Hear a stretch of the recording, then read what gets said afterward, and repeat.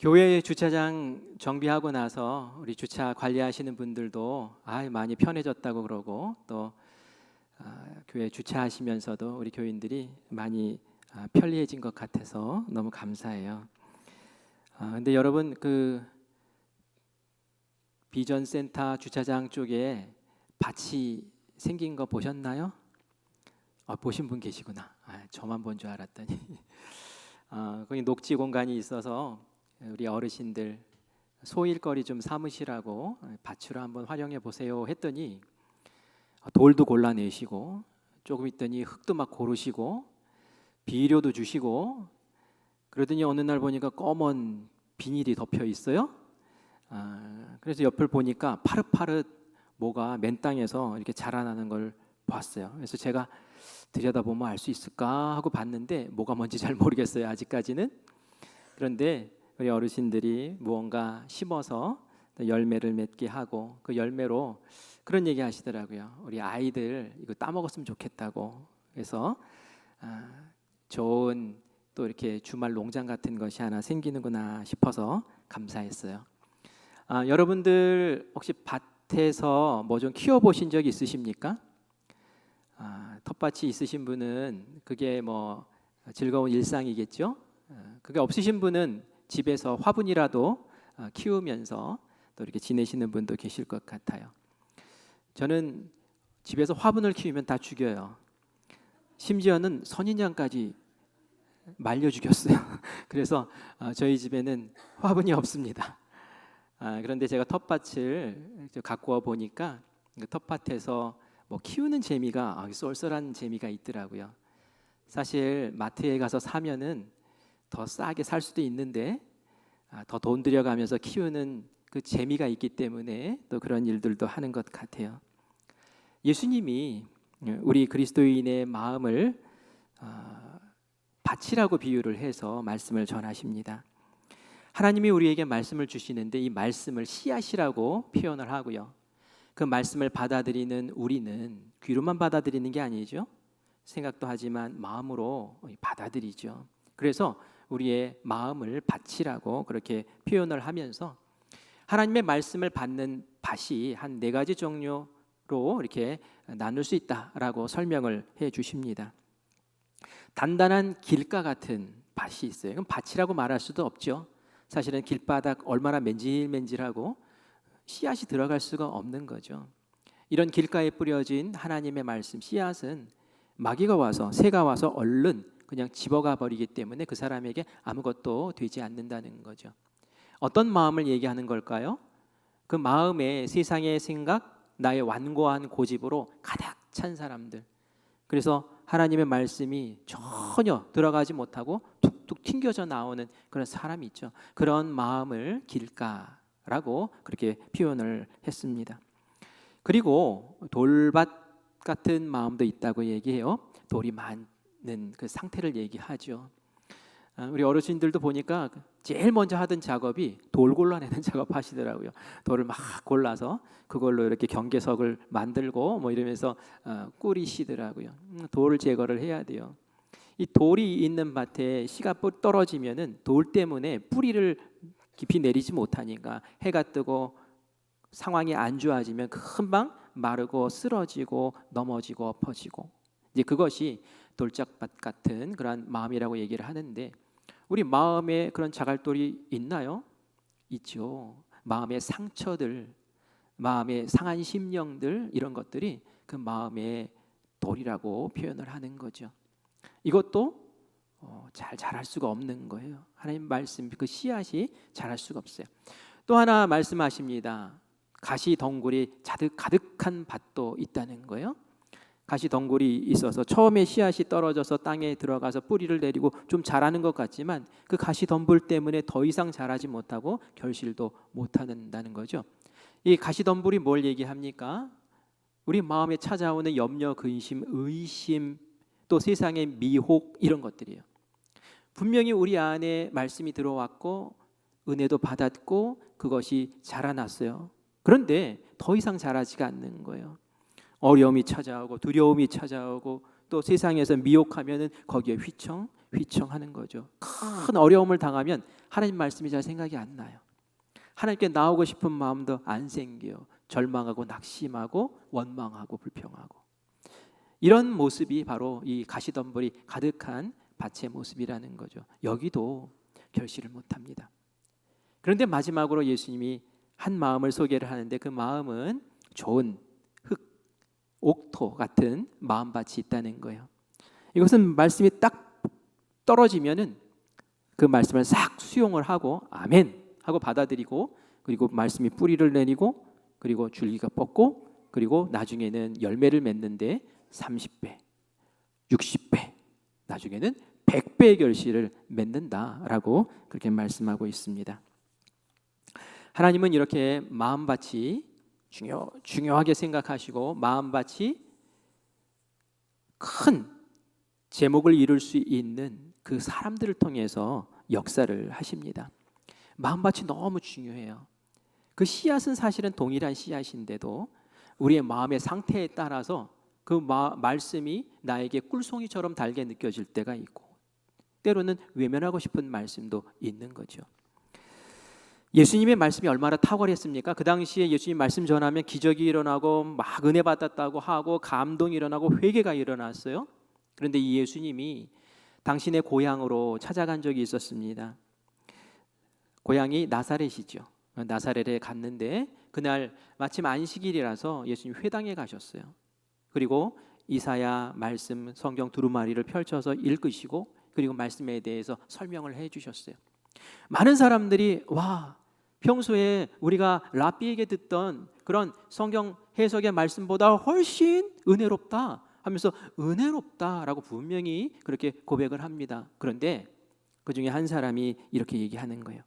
이 사람이 요셉의 아들 아니냐? 이렇게 얘기하는 거예요. 요셉의 아들 아니냐? 이 사람이. 예수 이 사람? 우리가 잘 알고 있는 그 목수, 그 요셉의 자식이잖아. 저 사람도 목수일 했던 사람이잖아 라고 얘기를 하는 거예요. 그 순간 그 고향에 있던 사람들이 다 예수님을 무시하기 시작하는 거예요. 너나 나나 똑같이 네가 뭘 우리를 가르친다고. 얼마 전에는 은혜 받았다 이러더니 금세 이렇게 변하는 거예요. 그래서 예수님이 고향에서는 아무것도 하지 않고 그냥 그 고향에서 그냥 떠나 나오셨어요.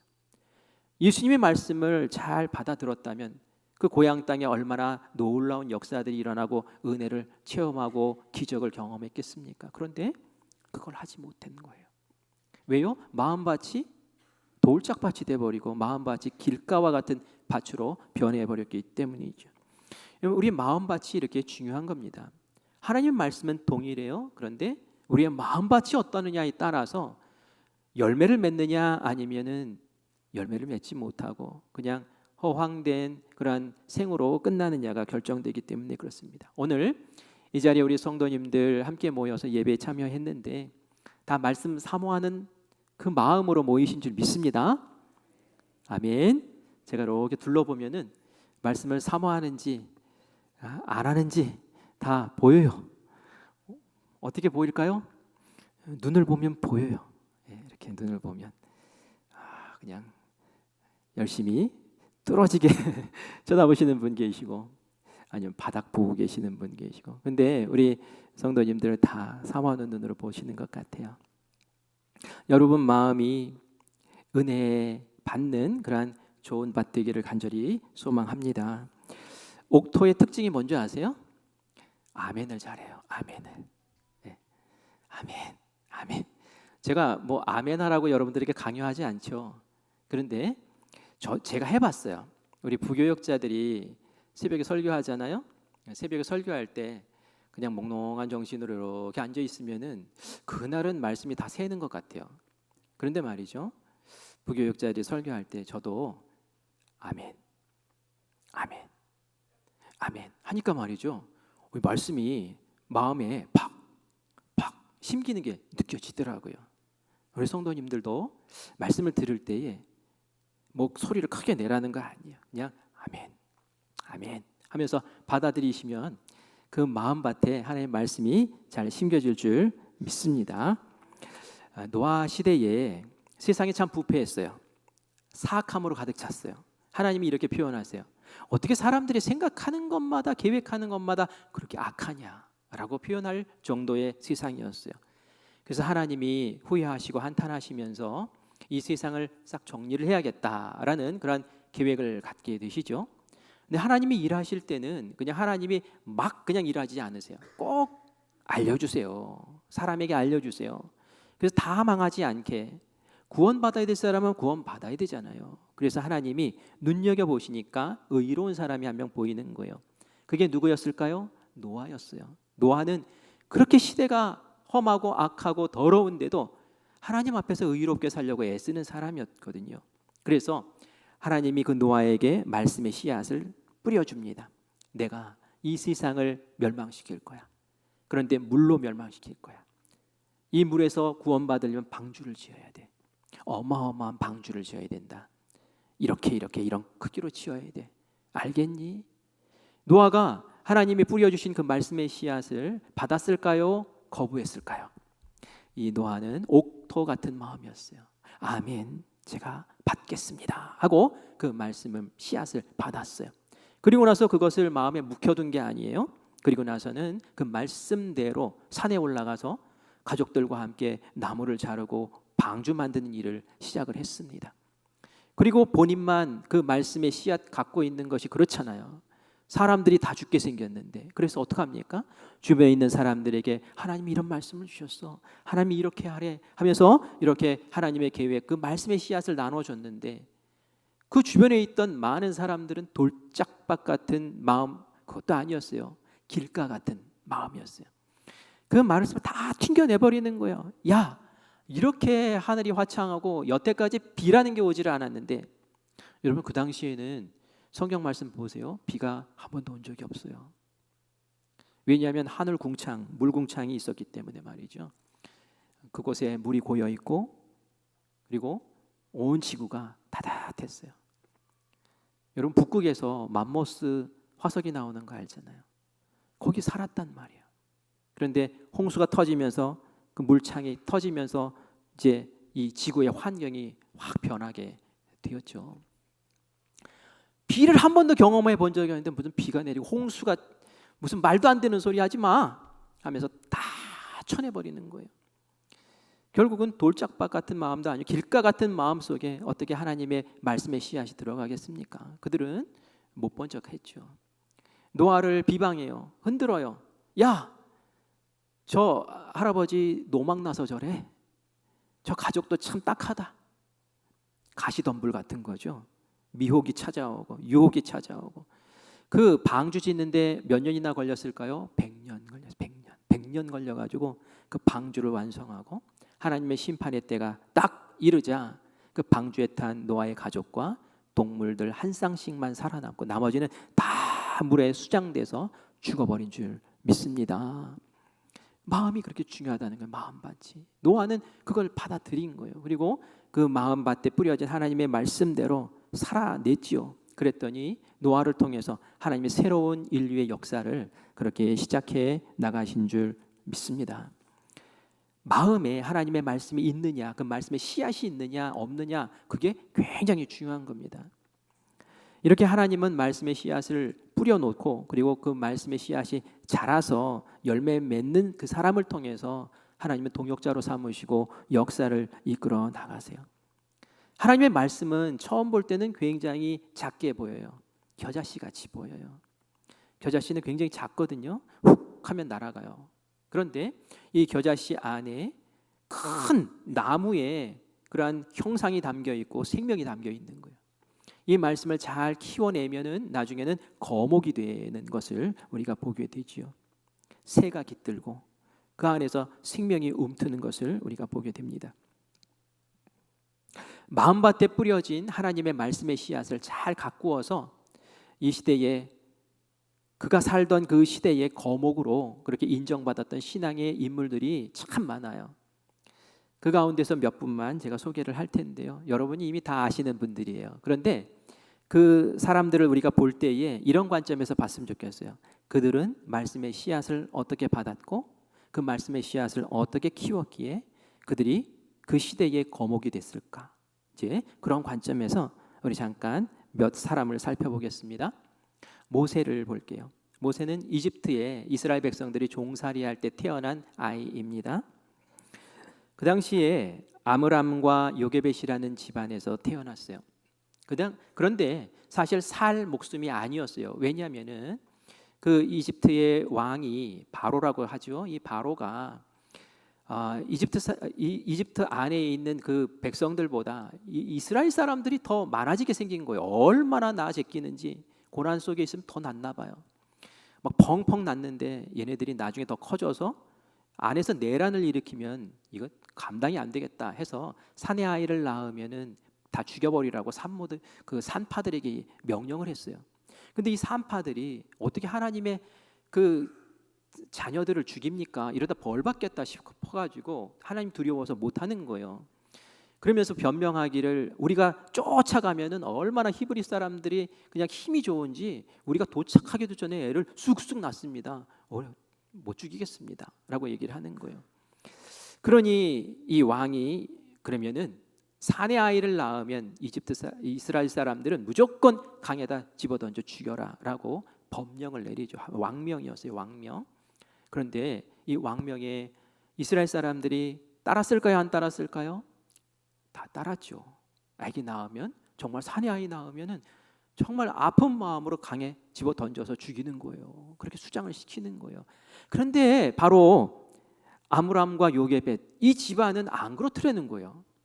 다른 집안은 다 죽이는데 이 집은 그 아이를 살려두는 거예요. 3개월 동안 그냥 몰래 살렸는데 이 아이가 막 앙앙 울어대는 바람에 옆집 또 지나다니는 그 이집트 병사들의 귀에 들리면은 이거 집안이 멸절당하게 생겼잖아요. 더 이상은 안 되겠구나 하는 마음에서 이제 이 아이를 그 바구니에 넣어서 강으로 띄어 보내죠. 저는 이제 여기에서 이제 궁금한 거예요. 왜 이 집안만 살렸냐는 거예요. 왜 이 집안만 특별하느냐는 거예요. 모성애가 특별해서 그랬을까요? 아니면 반골 기질이 있어서 그랬을까요? 왜 이 가정만 이 아이를 살렸느냐는 거예요. 그건 말이죠. 그 부모의 마음에 뭔가가 있었기 때문에 그런 거죠. 뭔가 특별한 뭔가가 있었어요. 하나님의 말씀의 씨앗이 이 집안 부모에게 있었기 때문에 그래요. 저는 그것을 창세기 15장 13절 14절에서 찾아보려고 합니다. 같이 읽어볼까요? 여호와께서 아브라함에게 이르시되 너는 반드시 알라 내 자손이 이방에서 객이 되어 그들을 섬기겠고 그들은 400년 동안 내 자손을 괴롭히리니 그들이 섬기는 나라를 내가 징벌할지며 그 후에 네 자손이 큰 재물을 이끌고 나오리라. 아멘. 아멘. 지금 이스라엘 사람들이 이집트에서 노예 생활하기 400년 전에 하나님이 아브라함에게 약속을 하셨어요. 아브라함은 그 이후에 일어날 일 경험을 못하지만 아브라함에게 이런 말씀의 씨앗을 주신 거예요. 앞으로 너의 후손이 이집트로 가게 될 것이고 그곳에서 종살이를 하게 될 것이고 400년을 지날 것인데 결국은 내가 끄집어낼 거야. 내가 살려낼 거야 하면서 하나님이 아브라함에게 주신 약속의 말씀이 있었죠. 그 말씀이 대대로 전해졌는데 다른 사람들에게도 그 말씀의 씨앗이 뿌려졌겠지만 다른 사람들은 그 말씀의 씨앗이 별 의미가 없었어요. 하지만 이 가문은 그것을 붙잡고 있었던 것이죠. 하나님이 살피실 거야. 이미 그 가정에 아들을 주셨거든요. 아론이라는 아들이 있었고요. 미리암이라는 딸도 있었어요. 아들과 딸 주셨는데 또 아들 주셨는데 이 아들도 같이 키워서 살려야죠. 하나님 그 역사를 우리 자녀를 통해서 이루셔야죠 하는 뜨거운 마음이 그 마음 가운데 있었다는 거예요. 나중에 보면은 이 모세가 바로 공주의 아들로 입양이 되지요. 그리고 그 궁중에서 한 30여 년을 그렇게 사는 거예요. 나이 40이 될 때까지도 계속 궁중에서 지내지 않습니까? 이집트의 문화, 이집트의 종교, 이집트의 정신, 사상 이런 것들을 다 공부를 해서 정말 이집트 사람으로 물이 들었어야 될 사람인데 어때요? 엄마에게 젖 먹는 그 시간을 통해서 엄마가 히브리인 엄마가 하나님의 말씀을 같이 그 마음 가운데 심어 놓았더니 그 모세의 마음 가운데 심겨진 그 말씀의 씨앗이 계속 모세가 자라날 때까지도 계속 남아있는 거예요. 그 전에 모세가 예배드리러 간 적도 없었어요. 모세가 뭐 히브리 사람을 만나서 뭐 교육을 받은 적도 없었어요. 하지만 마흔이 될 때까지 나는 히브리 사람이야. 나는 하나님의 자손이야. 하나님의 자녀야.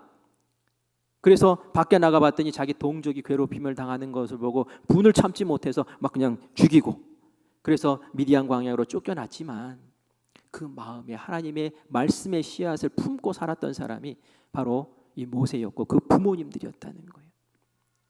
결국은 하나님께서 이 모세를 나이 80에 하나님 말씀 붙잡고 사는 그 모세를 사용하셔서 하나님의 계획대로 건져내시는 아름다운 역사를 이루어내신 줄 믿습니다. 말씀의 씨앗을 담고 있는 사람과 그렇지 않은 사람은 천지 차이가 나는 겁니다. 그리고 그 말씀을 잘 키워내서 거목으로 만드는 사람은 하나님께서 인류를 살리는, 민족을 살리는 그러한 역사적인 영웅으로 세우시는 줄 믿습니다. 요셉을 볼게요. 소년 요셉, 어린 요셉에게 하나님의 말씀의 씨앗을 던져주세요. 그 말씀의 씨앗은 꿈으로 주어졌습니다. 형들이 형들이 묶어놓은 곡식단이 자기 곡식단을 향해서 막 절을 하는 거예요. 하늘의 별과 달과 해가 자기를 향해서 절을 하는 거예요. 이거 하나님께서 크게 쓰시겠다는, 리더로 쓰시겠다는 그러한 꿈을, 계획을 그에게 알려주시는 것이죠. 이 어린아이니까 앞뒤 구별도 못하고 하나님이 주신 그 씨앗을, 말씀의 씨앗을 그 형들과 아버지에게, 부모에게 얘기를 합니다. 이 형들은 그 얘기를 듣고 노발대발하죠. 버르장머리 없는 것 같으니라고 하면서 화를 냅니다. 하지만 성경 말씀에 보면은 그 아버지인 야곱은 그 말씀을 마음에 잘 새겨 두는 것을 보게 돼요. 간직했다고 나옵니다. 요셉은 심겨진 이 하나님의 말씀, 그 씨앗을 계속 품고 있었기 때문에 그 이후에 형들의 시기를 받고 종살이를 하기도 하고, 또 보디발의 아내에게 모함을 받아서 감옥살이도, 억울한 감옥살이를 하게 되지만 절대로 포기를 하지 않아요. 늘 붙는 말씀이 있어요. 하나님이 저와 함께 하셨다고, 하나님이 함께 하신다고. 하나님 무엇로 함께 하시겠습니까? 하나님 말씀으로 함께 하신 줄 믿습니다. 하나님 나를 지키시오. 하나님께서 나를 인도하실 거야. 하나님 나를 보호하실 거야. 그 말씀 붙잡고 이 요셉이 견뎌내는 거죠.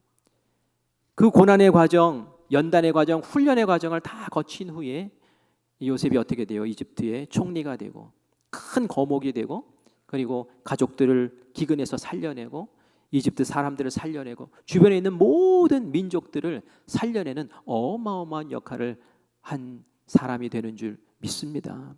말씀의 씨앗을 간직하고 그것을 키워냈기 때문에 그래요. 그것을 소멸시키지 않고 그것이 자라나지 못하게 하는 그러한 악한 것들 가운데서 싸워 이기면서 그것을 견뎌냈기 때문에 이런 일을 하게 된 줄 믿습니다. 우리는 다윗을 너무 잘 알죠. 요즘 새벽에도 계속 다윗의 말씀을 보는데요. 다윗이 이스라엘 왕 가운데 가장 위대한 왕 아닙니까? 어마어마한 왕이죠. 위대한 인물이 어떻게 되었겠어요? 그것은 그 안에 말씀이 있었기 때문에 그래요. 사무엘 선지자를 통해서 하나님이 이새의 집안에 있는 아들 가운데 왕 될 사람에게 기름 부으라고 명령을 하시죠.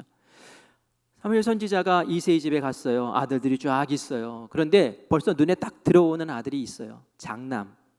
장남의 엘리압. 벌써 용모가 달라요. 키가 달라요. 딱 보니까 벌써 풍채가 왕감이에요. 그래서 하나님, 저 찾았습니다. 저 사람이죠? 제가 기름 부을까요? 그런데 하나님이 아니라는 거예요. 아니야.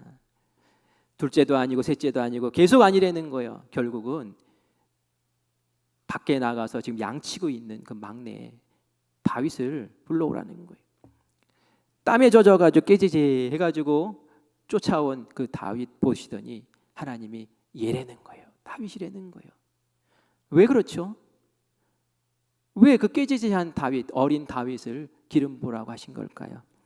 하나님이 보시는 눈이 다르기 때문에 그렇죠. 우리 사무엘상 16장 7절 말씀을 같이 읽겠습니다.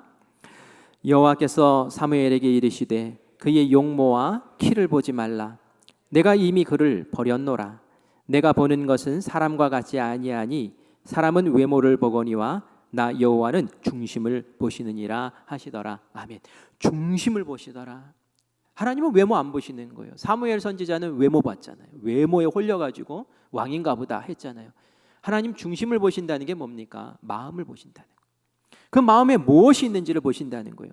그 마음에 하나님의 말씀이 있는지를 보신다는 거예요. 하나님의 말씀의 씨앗이 자라고 있는지, 그것이 나무가 되어서 지금 크고 있는지를 하나님은 유심히 지켜보고 계신다는 거예요. 비록 소년이지만 그 다윗의 마음에 자라나고 있는 그것을 하나님께서는 유심히 보셨고, 다윗이 왕이야 라고 기름 부으라고 하시는 것이죠.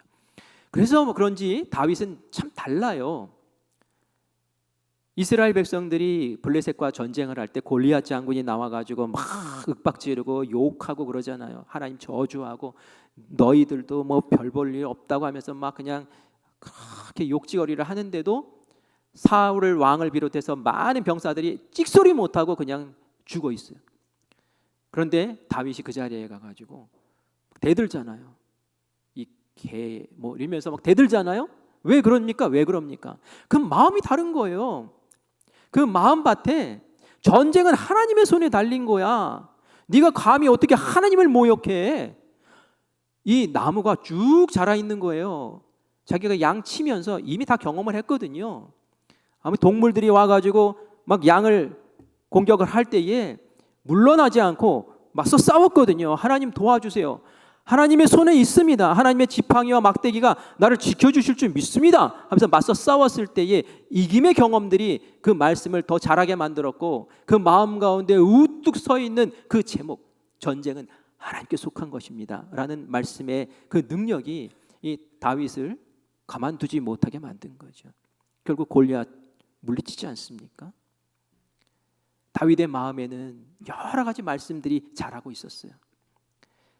사울 왕에게 막 쫓겨다니잖아요. 광야에서 쫓겨다니는데, 그럼에도 불구하고 2번이나 사울 왕 죽일 수 있는 기회가 있었어요.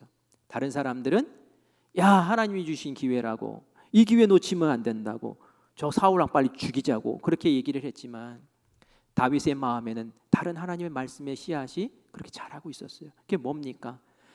하나님에게 기름 부음 받은 사람을 내가 어찌 내 손으로 죽일 수 있느냐? 하나님께서 처리하실 거야. 하나님의 손에 맡겨야 돼. 그것이 그 마음속에 자라난 하나님의 말씀이라는 거예요. 하나님의 씨앗이라는 거예요.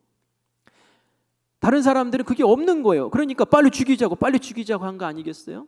다윗은 그것이 이렇게 나무로 자라 있었기 때문에 그렇게 하지 않는 거예요. 결국 하나님이 다 처리해 주시잖아요. 하나님이 처리해 주심으로 다윗의 손에 피를 묻히지 않고 왕의 자리에 들어서게 되지요. 다윗 왕이 이제 통일 왕국을 딱 이루었을 때 제일 먼저 한 게 뭘까요? 그 법궤를 가져오는 거였어요. 그 변방에 법궤가 방치되어 있는데 다윗의 마음이 너무 아픈 거예요. 내가 왕이 되면 꼭 그거 먼저 하리라. 어떻게 하나님의 법궤가 저 변두리에 있어? 다윗 성에 모셔야지 하면서 제일 먼저 그 일을 했어요. 근데 사울 왕도 왕이었잖아요. 왜 사울 왕은 그거 안 했죠? 왜 다윗은 다르냔 말이에요. 다윗의 마음에는 하나님께서 주신 하나님의 말씀과 하나님 사모하는 그 마음이 이만큼 자라 있었기 때문에 가능했다는 거예요. 다윗이 어렸을 때에 아버지 따라서 실로에 가서 제사 드렸을 거예요. 실로에는 성막이 있었거든요. 어린 다윗의 마음에는 슬픔이 있었어요. 그 성막 지성소에 법궤가 없다는 것을 알았거든요. 아니, 하나님의 법궤가 왜 지성소에 없지? 블레셋에 옛날에 빼앗겼다가 돌려주긴 했는데 그게 변방에 지금 머물러 있어. 아버지의 이야기를 듣고 다윗은 마음에 결심하죠. 내가 그걸 돌려놨으면 좋겠다. 하나님의 법궤가 그렇게 모셔지면 안 되지.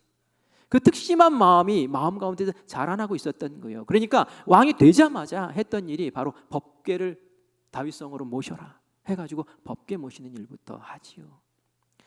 아무도 안 하는 일을 다윗은 그렇게 합니다. 왜? 마음에 그런 생각이 있기 때문에 하나님이 주신 그 말씀의 씨앗들이 그 마음 가운데서 이만큼 자라 올라왔기 때문에 그렇게 역사를 이루어낸 줄 믿습니다. 그런 마음이 없다면 어떻게 하겠어요? 제가 우리 성도님들에게 질문 드리고 싶어요. 여러분 마음밭은 무엇으로 채워져 있습니까? 무엇이 자라고 있습니까? 하고 여쭤보고 싶어요. 여러분은 어떤 말씀의 제목들이, 말씀의 씨앗들이 여러분 마음밭에서 자라고 있습니까? 라고 여러분들에게 질문 드리고 싶어요. 이제 막 신앙생활한 분들은 하나님 말씀을 잘 모르니까 그 씨앗이 아직 작을 수도 있어요. 뭐 한두 개일 수도 있어요. 하지만 신앙생활을 10년, 20년, 30년 하신 분들이라면 그 마음밭에 자라고 있는 그런 나무들이 많이 있을 줄 믿습니다. 그것이 많이 자리 잡고 있어야 돼요. 그런데 내가 이렇게 둘러보니까 난 신앙생활 오래 한 것 같은데 변변치 않고 잡초만 있는 것 같고 뭐 비실비실한 나무 하나 있는 둥 마는 둥 하는 것 같고, 이러면 말이죠, 우리가 하나님 앞에 회개해야 돼요. 그렇게 말씀을 많이 들었는데 내 마음밭이 돌짝밭이었나? 내 마음밭이 가시덤불이었나? 내 마음밭이 정령 옥토가 아니었나? 내 마음밭을 옥토되게 하시고 하나님 말씀을 내 마음밭에 심게 하시고 그 제목이 잘 자라서 어떤 역경과 어려움 속에서도 잘 견뎌낼 수 있는 그런 은혜가 되게 해달라고 우리가 오늘 이 시간 다시 한번 주님 앞에 기도해야 될 줄 믿습니다. 저는 저를 견디게 했던 묘목이 있어요. 갈라디아서 2장 20절 말씀이 하나님 주신 씨앗이에요. 제가 대학생 시절에 그런 마음이 있었어요. 세상에 나가서 돈 좀 많이 벌었으면 좋겠다. 직업을 구하되 돈 버는 직업을 좀 구했으면 좋겠다. 제 친구가 어느 부잣집 아들이었는데 그 집에 가니까 정원이 있고, 정원 있는 집 있으시죠? 연못이 있고 들어가니까 보약 냄새가 풍겨 나오고, 야, 살려면 이렇게 살아야지, 이런 생각이 들면서 말이죠. 꿈이 그런 꿈이었어요. 그러다가 그것을 내려놓고 이 말씀 붙잡고 목회자의 길로 들어서게 됐습니다. 갈라디아서 2장 20절 말씀 한번 같이 읽어볼까요?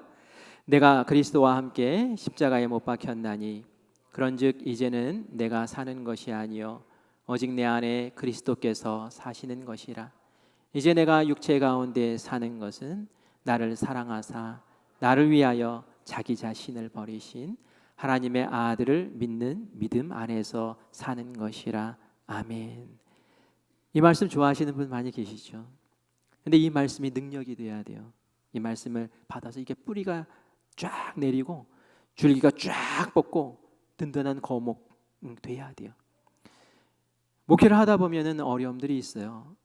속상한 일들도 있고 감정 상한 데 있고 그래요. 그때 어떻게 할까요? 나는 예수님과 함께 십자가에 못 박혀 죽었는데 내가 뭘 하고 내 감정 앞세우고 내 생각 앞세우고 내가 뭘 하고 예수님이 날 위해 죽으셨는데, 예수님이 날 위해서 모멸당하셨는데 내가 뭘 하고, 그러면서 나를 죽일 수 있는 거죠. 예수님이 날 위해서 십자가에 죽으시고 나도 죽고 이제는 나는 예수님으로 사는 건데 예수님의 마음은 어떻습니까? 예수님의 그 사랑이 이런 겁니까? 예수님의 긍휼이 무엇입니까? 라고 물으면서 목회의 길을 이렇게 걸어갈 수 있게 해주는 말씀이에요. 처음에는 말이죠, 이 말씀이 겨자씨 같은 말씀으로 주어졌어요. 정말 훅 불면 날아가 버릴 것 같은 말씀이었어요. 처음에는 제가 그 말씀을 지키려고 애를 써야 했어요. 그 말씀을 암송하고 그 말씀을 묵상하고 그 말씀으로 기도하고 이러면서 그 말씀을 어떻게 내가 지켜볼까 했어요. 그런데 말이죠, 이 말씀이 은혜가 되면서 뿌리를 내리고 내 삶에 이렇게 스며들게 되니까 나중에는 내가 어려운 상황을 겪고 힘든 일이 있고 속상한 일이 있을 때 이 말씀을 제가 붙들고 있더라고요. 그 말씀이 거대한 거목이 되어서 흔들리는 저를 붙잡고 있는 것을 보게 돼요. 말씀이 저를 지켜주시는 거죠. 실망하지 마, 낙심하지 마, 좌절하지 마, 주저앉지 마. 너는 이미 십자가에 달려 나와 함께 죽었고 나와 함께 지금 새 인생을 사는 거야. 나처럼 살아야지, 그렇게 걸어야지 라고 하면서 격려해 주시는 그 말씀 때문에 흔들리지 않고 요동치지 않고 그 길을 걷는 거예요. 로마서 8장 28절 말씀도 좋아합니다. 우리 같이 읽어볼까요? 우리가 알거니와 하나님을 사랑하는 자 곧 그의 뜻대로 부르심을 입은 자들에게는 모든 것이 합력하여 선을 이루느니라. 아멘. 하나님이 사랑하시죠. 사랑하는 자에게 모든 것이 다 합력해서 선으로 하나님께서 이끌어 주신다는 말씀. 어떤 역경 속에서도, 어떤 안 좋은 상황 속에서도 힘을 잃지 않고 일어설 수 있게 해주시는 귀한 말씀이죠. 여러분들도 이런 말씀들이 마음 가운데 거목처럼 자라나고 있을 줄 믿습니다. 이 말씀이 능력이 되어야 되는 거예요. 이것이 30배, 60배, 100배의 결실을 맺도록 우리가 우리의 마음을 잘 관리하고 지켜나갈 때에 하나님께서는 우리를 통하여 하나님의 역사를 이루실 줄 믿습니다. 어떤 성도님이 저에게 그런 얘기 하세요. 목사님, 부자 되고 싶어요. 근데 어떻게 하면 부자가 될 수 있나요? 여러분, 어떻게 하면 부자 돼요? 부자 되고 싶으면 왜 저를 찾아옵니까? 세상에 부자를 찾아가든지 아니면은 경영을 가르쳐주는 사람을 찾아가든지 주식을 잘하는 사람을 찾아가든지 그래야 될 거 아니에요? 그런데 그렇게 얘기할 때는 하나님 말씀을 통해서 부자 되고 싶은 마음이 있기 때문에 그런 것 아닐까요? 그래서 제가 그분들에게는 이렇게 말씀을 드립니다. 하나님이 부자 되는 방법 알려주신 말씀에 씨앗이 있어요. 귀가 쫑긋하죠.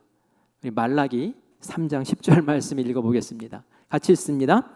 만군의 여호와가 이르노라 너희의 온전한 11조를 창고에 들여 나의 집에 양식이 있게 하고 그것으로 나를 시험하여 내가 하늘 문을 열고 너희에게 복을 쌓을 곳이 없도록 붙지 아니하나 보라. 아멘. 하늘 문을 열고 너희 창고에 복을 엄청나게 부어주실 텐데 그 복을 쌓을 곳이 없게 부어줄게. 이게 부자 되는 거 아닙니까? 그런데 하나님 뭐라고 그러세요? 그런데 너는 온전한 11조를 해야 돼 라고 그렇게 말씀하세요.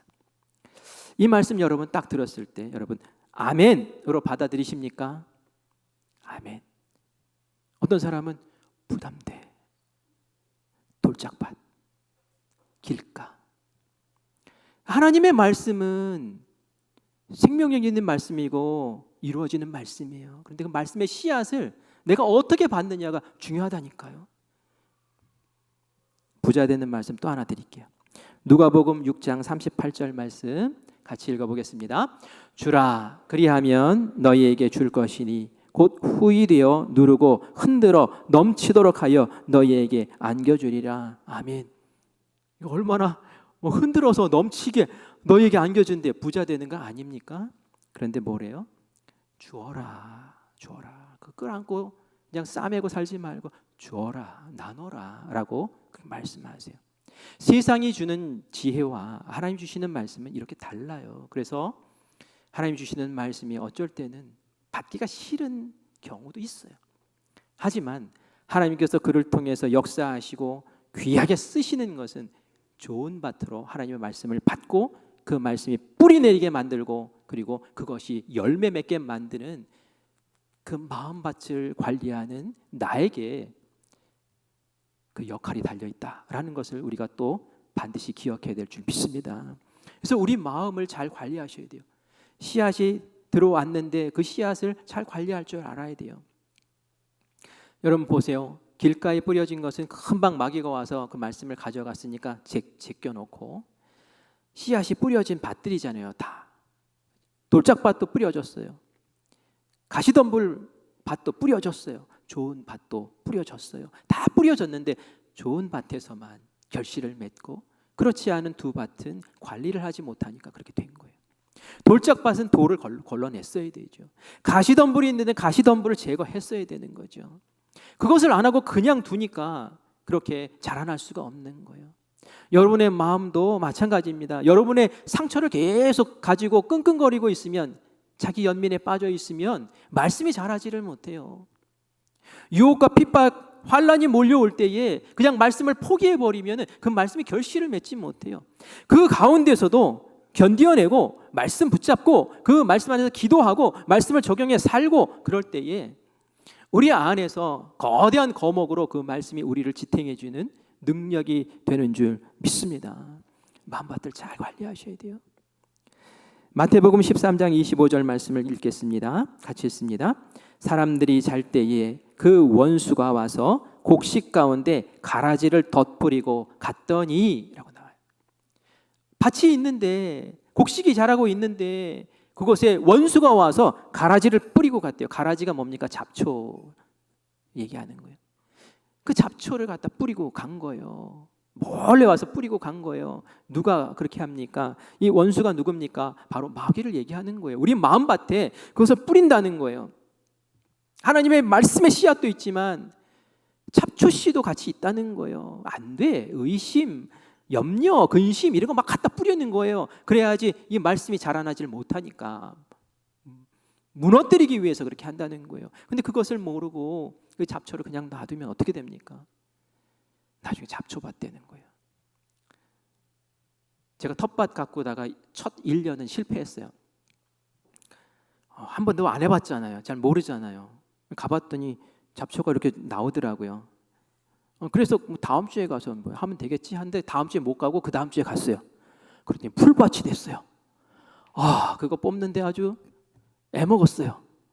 그래서 그때 알았어요. 잡초는 보일 때 얼른 제거해야 되는구나. 그렇지 않으면 잡초밭 되는구나. 우리의 마음도 마찬가지입니다. 우리의 마음에 어떤 하나님이 원하시지 않는 뭔가가 자라고 있을 때에 보는 촉촉 보는 즉시 뽑아내시기 바랍니다. 가라지 제거하셔야 돼요. 마음 관리 잘 하셔야 돼요. 하나님의 말씀만이 자라나게, 하나님의 그 제목만이 정말 큰 나무가 될 수 있도록, 그럴 때 하나님이 그 사람을 들어 사용하시는 줄 믿습니다. 우리 교회 성도님들 안에 이러한 거대한 제목으로 쓰임받는 역사가 있기를 간절히 축원합니다. 마지막으로 마치면서 우리가 말씀 받은 씨앗 받은 사람들이잖아요. 그런데 우리도 그 씨앗을 전하는 사람이 되기를 간절히 바랍니다. 제목이 돼서 열매가 맺히면 그 열매를 가지고 또 씨가 되고 또 다른 나무를 키우는 것 아닙니까? 우리 안에 생명의 복음을 주셨잖아요. 그러면 그 복음 붙잡고 또 전하는 입술이 되어야 될 줄 믿습니다. 우리가 이제 다음 주일 저녁 예배 때 초청 전도 집회를 해요. 어느 목사님을 초청을 하죠. 목사님 오셔서 노래도 하고 또 자기 간증도 하고 그러면서 말씀의 씨앗을 뿌릴 거예요. 말씀의 씨앗을 한 번도 받지 못한 사람들이 우리 주변에 많잖아요. 그런 분들을 초청해서 말씀의 씨앗이 그 마음에 심기게 해달라고 우리가 기도하면서 하나님께서 역사를 이루시는 귀한 은혜의 현장이 될 수 있도록 우리도 씨앗 뿌리는 자가 되기를 간절히 소망합니다. 우리 한 주간 승리합시다. 여러분 안에 마음밭을 다시 한번 들여다보세요. 내 마음밭은 어떤가? 어떤 말씀의 씨앗들이 지금 자라고 있는가? 너무 빈약한 건 아닌가? 잡초는 무엇인가? 그리고 나도 말씀의 씨앗을 뿌리는 자가 되어야지 라는 마음으로 이 한 주간 승리하시는 우리 성도님들 되시기를 간절히 축원합니다. 아멘.